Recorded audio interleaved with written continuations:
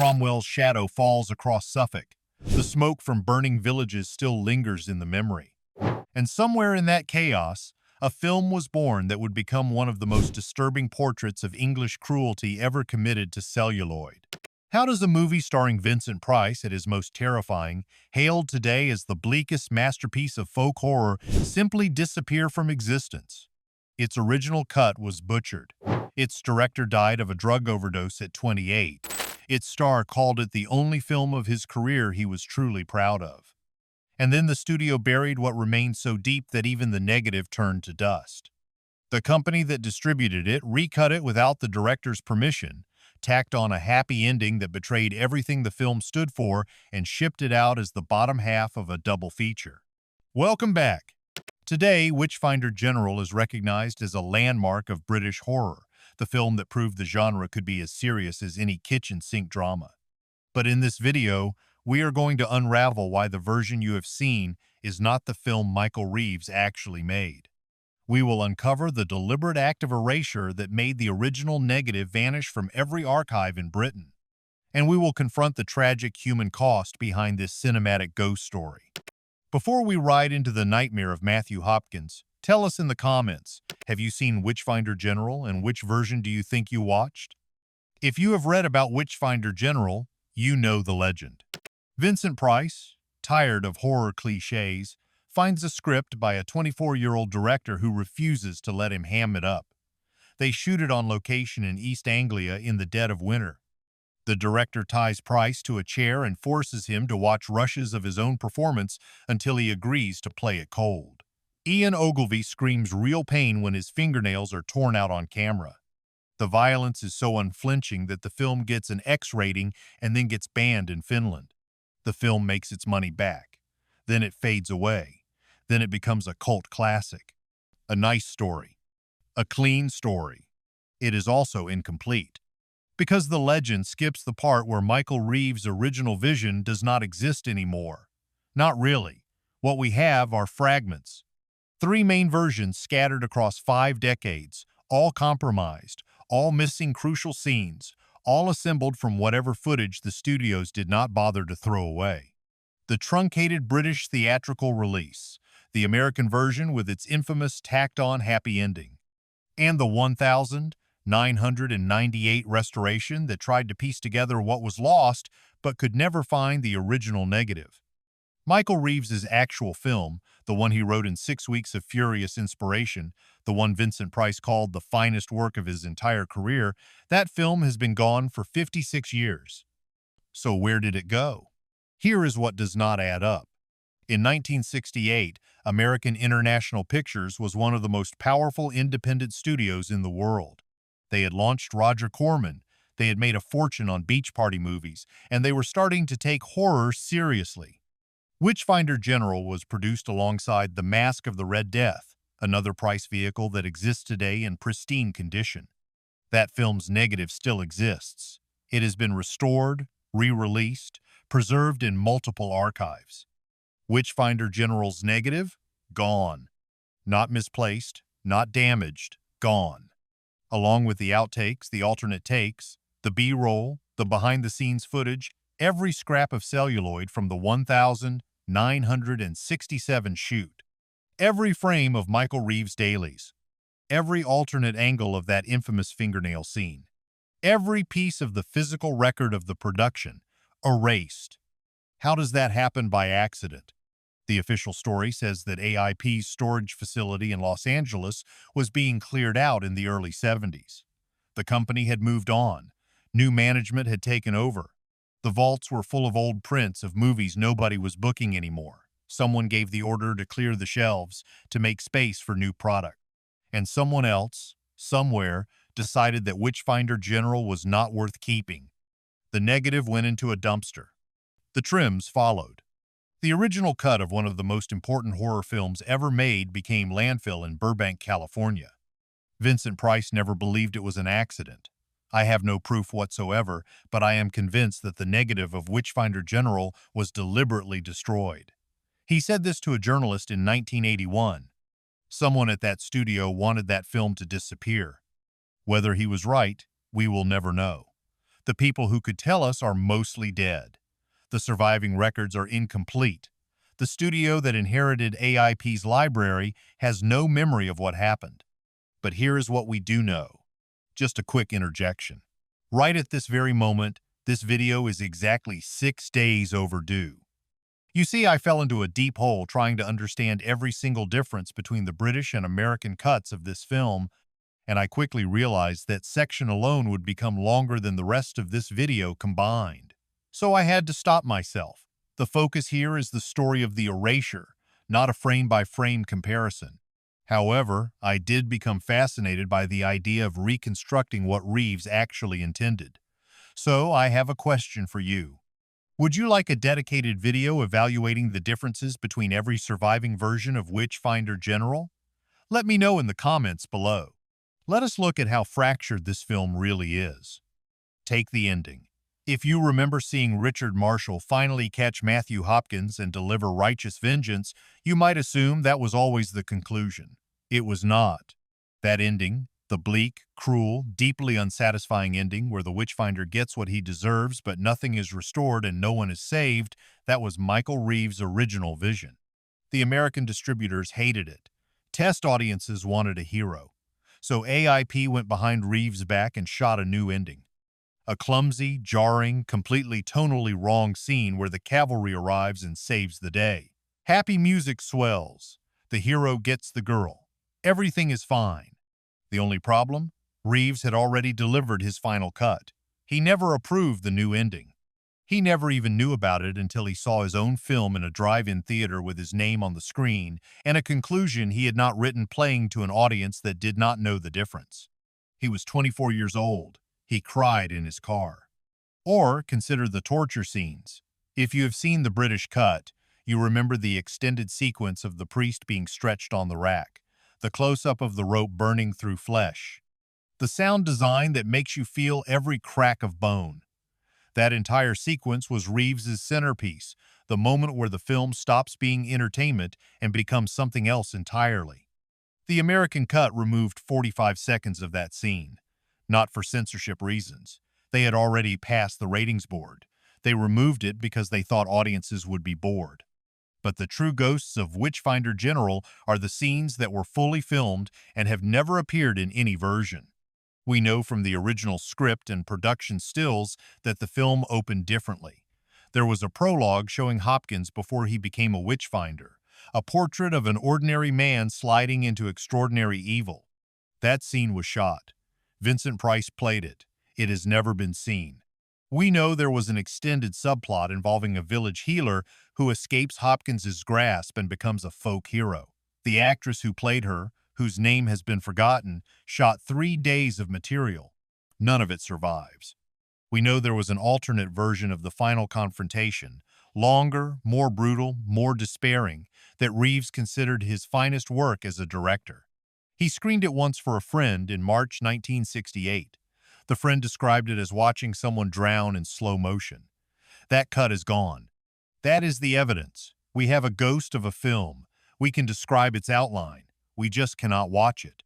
You see, it is not merely about the history of the witch trials. It is about the preservation of cruelty.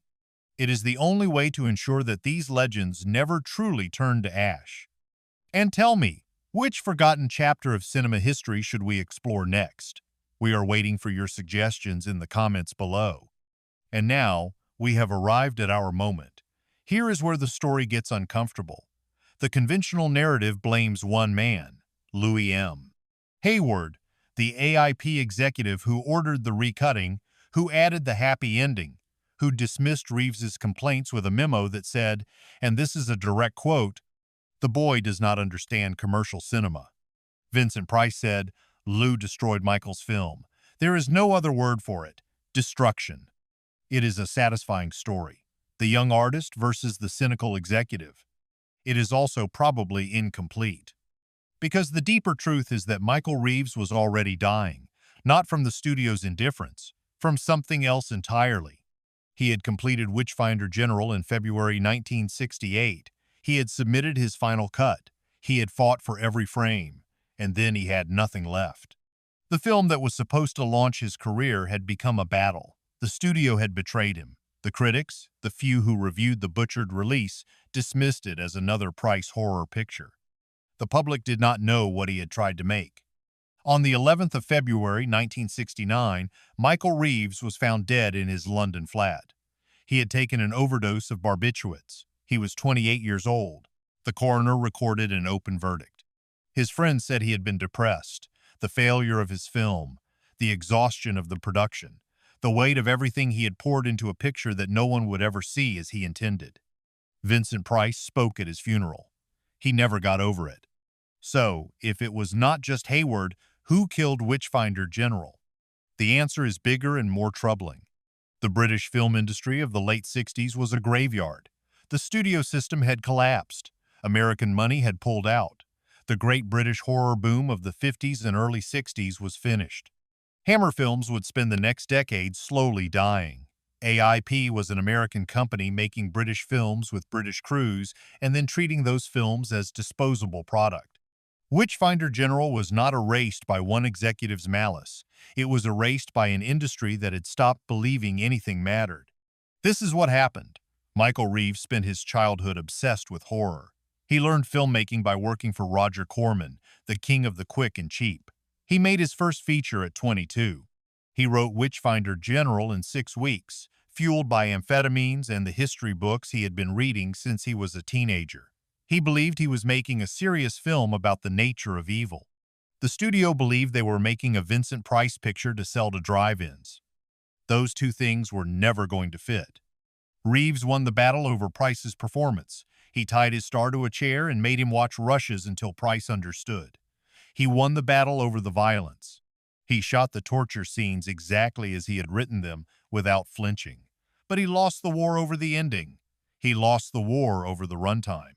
He lost the war over everything that mattered because he was 24 years old and the studio had the final cut and the negative and the distribution and the money. And when the film was released, when it failed to find an audience, when AIP moved on to the next picture, nobody at the studio thought to save the outtakes. Nobody thought to catalog the negative properly. Nobody thought Michael Reeves would be dead in 15 months. That is how art dies in real life, not with malice, but with neglect. But here is the deeper question. If the film simply got lost in the shuffle, why was the negative never found? Vincent Price spent the last decade of his life trying to locate the original cut. He wrote letters to studios. He made calls to archivists. He offered to pay for a restoration out of his own pocket. Everywhere he asked, he received the same answer. The negative does not exist. The outtakes do not exist. The original cut does not exist. When director Michael Armstrong tried to restore the film in the 1990s, he discovered that even the surviving prints were damaged. Splices had rotted. Soundtracks had degraded. The American International Pictures Library had been bought and sold so many times that the original materials had simply been lost in transit. The most generous interpretation is that the 60s were a different era. Nobody preserved negatives because nobody thought anyone would care in 20 years. The less generous interpretation is that the negative was destroyed deliberately by someone who wanted Reeves' vision to disappear forever. We will never know which. What we do know is this. In the entire history of British horror cinema, no other film of Witchfinder General's eventual stature has had its original material so completely erased. The Mask of the Red Death survived. The Conqueror Worm, the American title they forced onto Reeves' film against his will, that version survived in all its butchered glory. The original British cut survived only because a single print was discovered in a leaking vault in Norfolk in 1985. Everything else is gone. And that fact tells you something about what this film was and what it represented.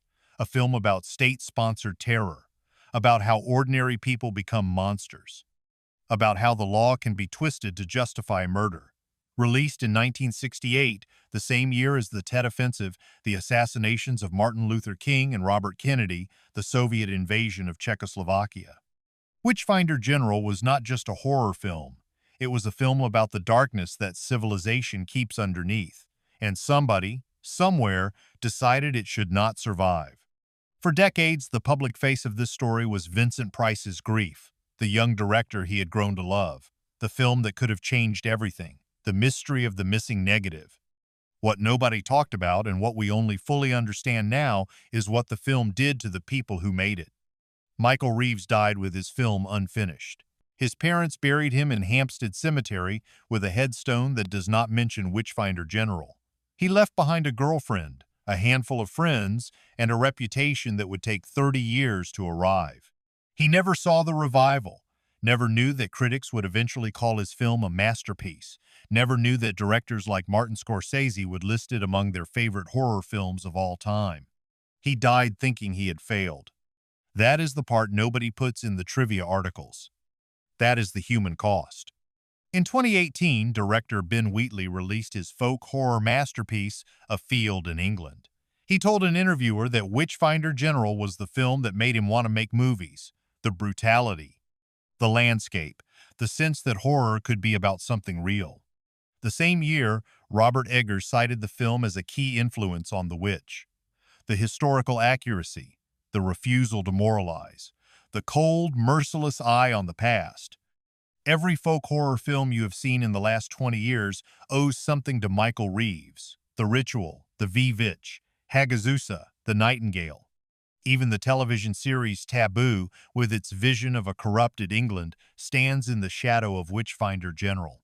Every one of those films is paying rent on a property whose original owner died without knowing what he had built. But that is not the only reason this matters now. We are living in a moment when the cultural products of the recent past are being lost faster than at any point in cinema history. Streaming services delete original content for tax write-offs. Studios bury completed films and never release them. Physical media is dying. Master tapes are being erased to save server space. Witchfinder General was the early warning. 56 years ago, a major studio threw away the negative of what would become one of the most influential horror films ever made, because nobody at the institution cared whether it survived. That same indifference is operating right now at scale on everything being made today. The lesson of Witchfinder General is not that masterpieces survive on their merits, it is that they do not. They survive because someone, usually one obsessive, often unpaid, refuses to let them die. The film historian who found that Norfolk print in 1985, the archivist who pieced together the restoration in the 90s, the fans who kept the memory alive when the studios had forgotten it existed. Without those people, Witchfinder General would simply be gone, not famous, not influential, not the foundation of a genre. Gone. Like the 90% of silent films that no longer exist, like the lost episodes of early British television, like whatever you watched on a streaming service 3 years ago that you cannot find anywhere today. Every film you love is one administrative decision away from disappearing. Witchfinder General tried to warn us. We just were not listening. In the final shot of the British cut, the Witchfinder lies dead on the road. The hero stands over him, empty, hollow, unredeemed.